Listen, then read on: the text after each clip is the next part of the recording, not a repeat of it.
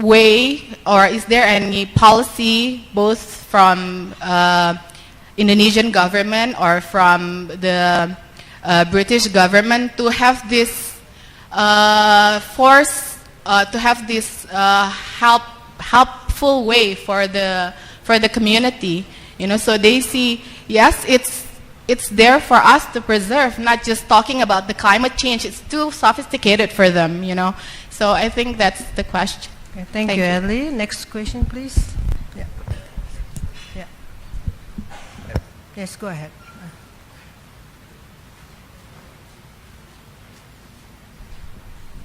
Good morning. My name is Dinar from Open University of Indonesia.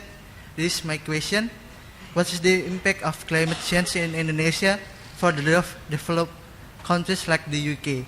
And then expectation of what the British Council after the completion of this event be held. Thank you very much. Sorry, I don't get your question. Can you repeat it again? Repeat, okay.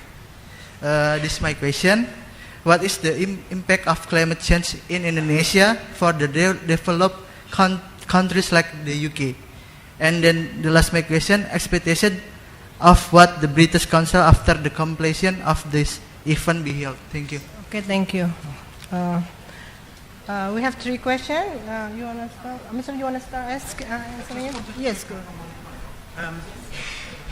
Before I hand over to my more expert panel, I just wanted to make a couple of points.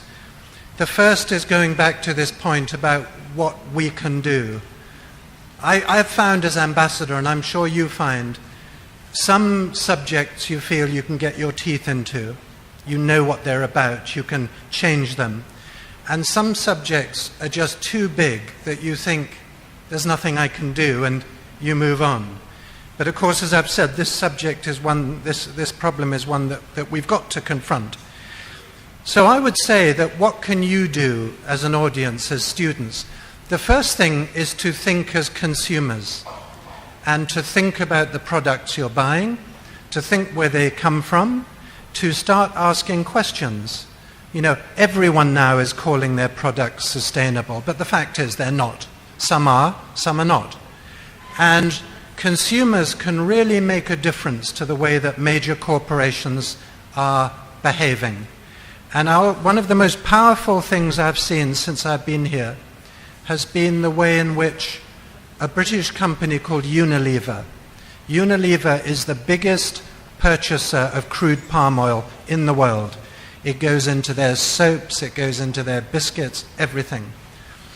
And they have started to say to producers here, we do not like the way you are producing your palm oil. We are not going to buy that palm oil, because if we do buy it, the consumers in the UK are going to stop buying Unilever products.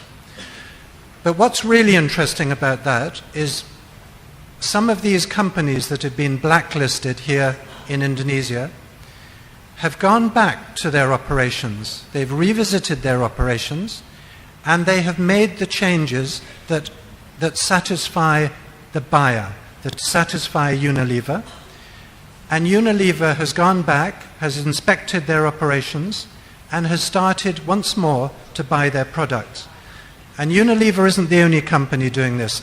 All the major multinationals now care deeply about where their products come from. They know the damage that one story can occur, that the plantation that they get their palm oil from has killed the orangutans.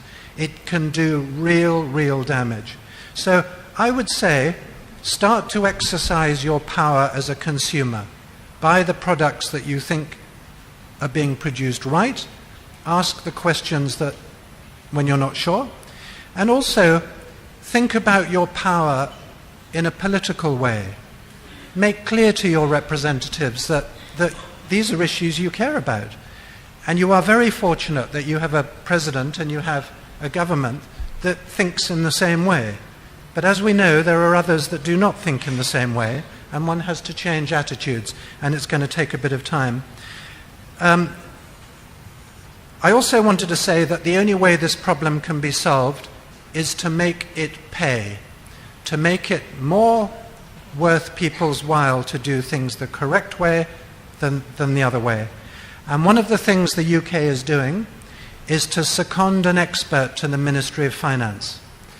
And people may think, what's that got to do with climate change? Well, it's fundamental, because you have got to construct a tax base and other incentives that make it pay, that give tax breaks for good behavior and tax penalties for bad behavior, that look at the impact of subsidies. Does it make sense to be subsidizing middle-class people to fill up their Mercedes with fuel? I don't think so. But these are difficult policy questions that need to be looked at.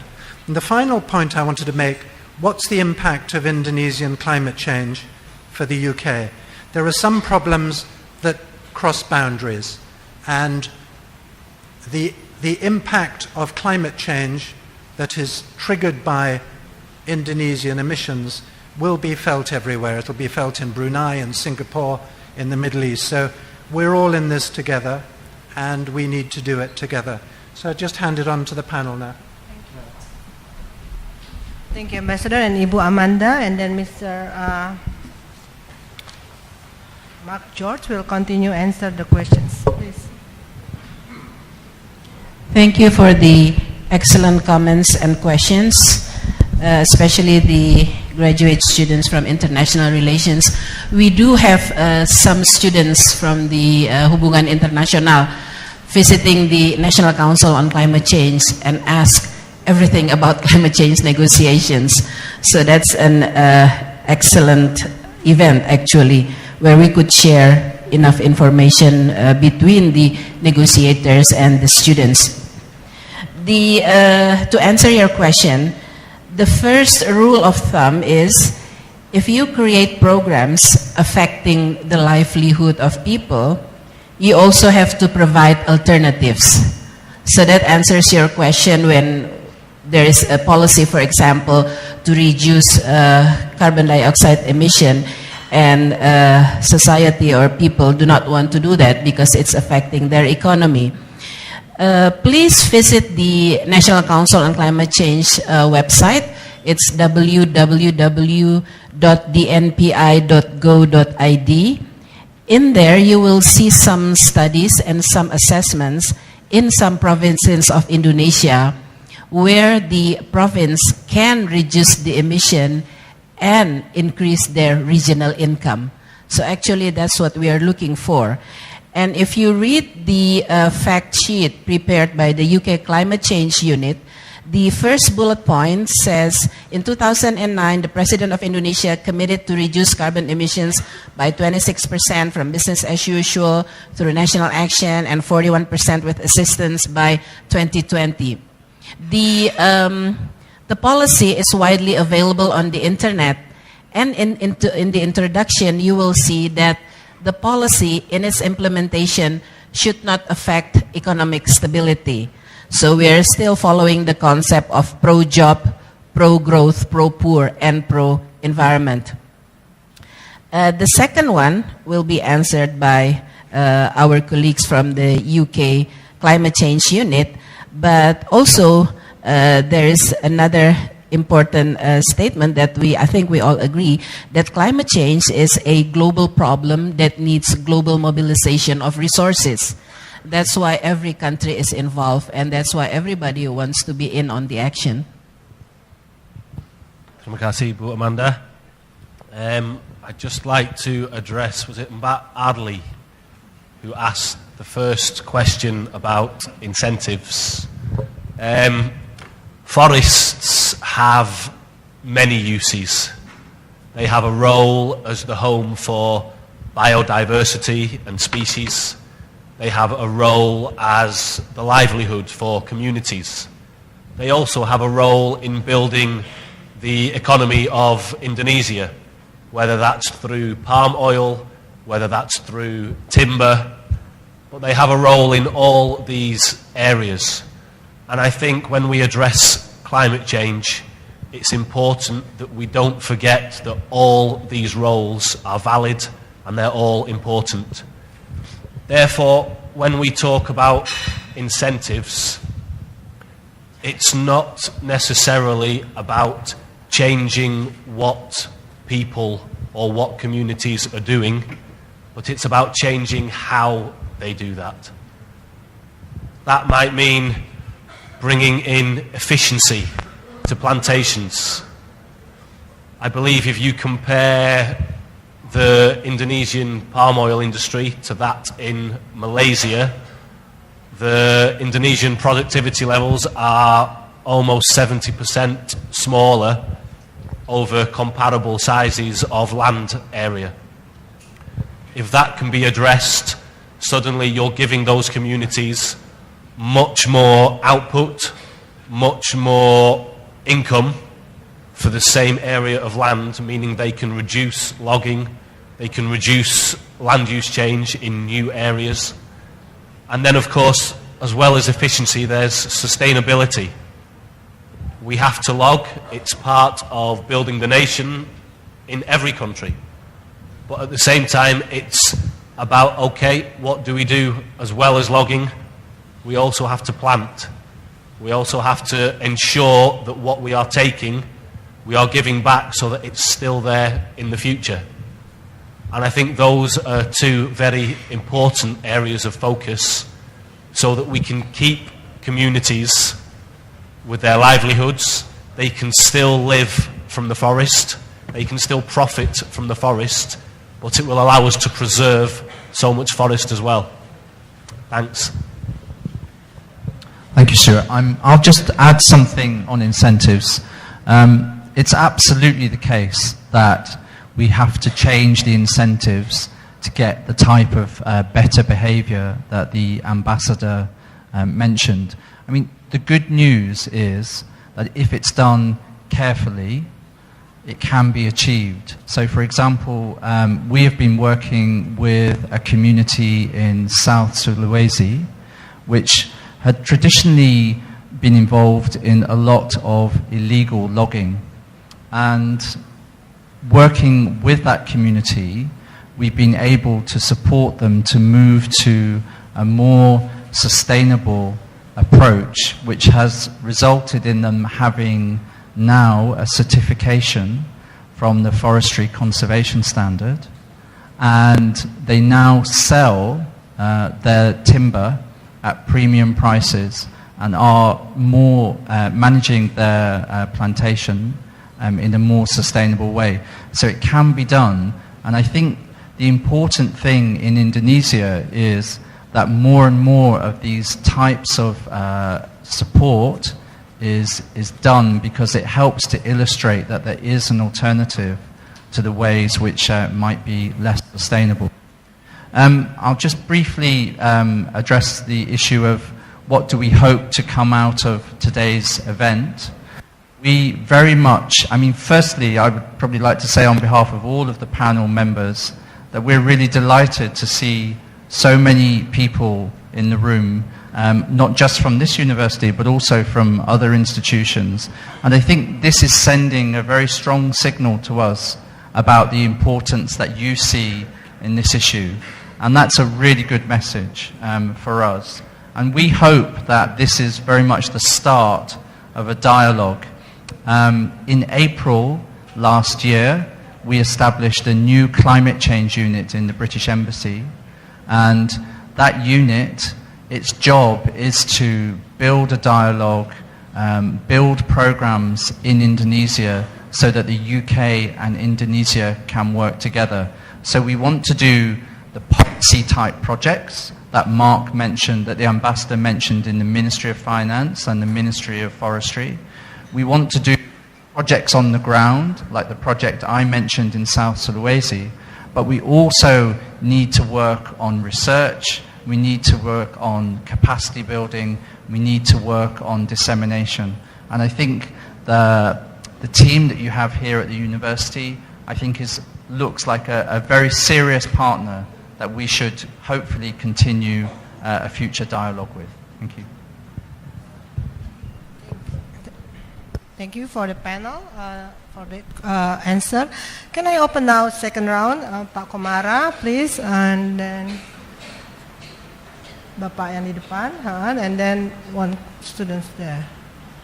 Ya, 1, 2, 3. 4, I can take 4, ya 4.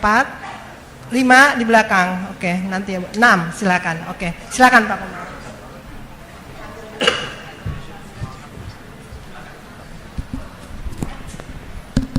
Terima kasih Bu Evi.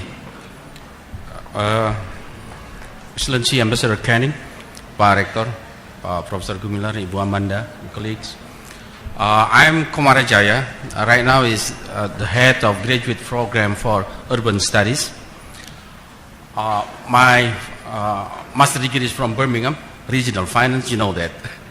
But my PhD is from United States on natural resource and forestry economics.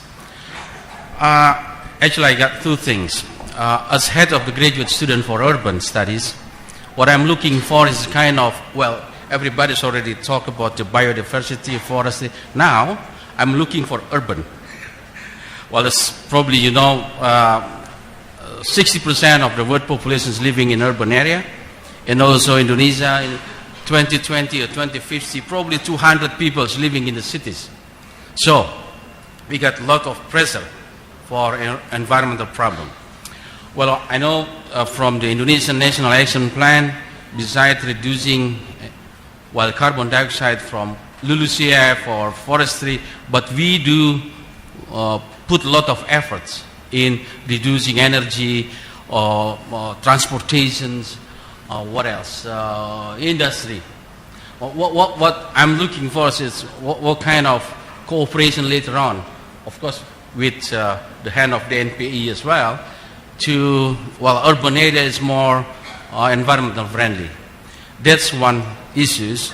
The second issue is a bit politic. What I informed from Professor Emil Salim, the post-Kyoto is a bit gloomy. Gloomy in the sense that United States still out there. And what he informed us, he is Professor Emil Salim, that a country like Canada, Japan, I'm not quite sure, Australia and even EU and UK, going to be withdrawn from Kyoto Protocol. So my question is, what's your vision on such kind of world?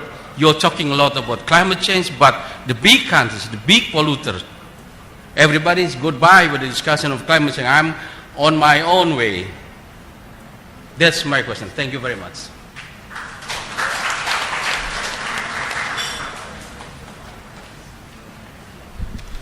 Good morning, Your Highness, Ms. Ambassador, and also good morning, Professor Gumilar.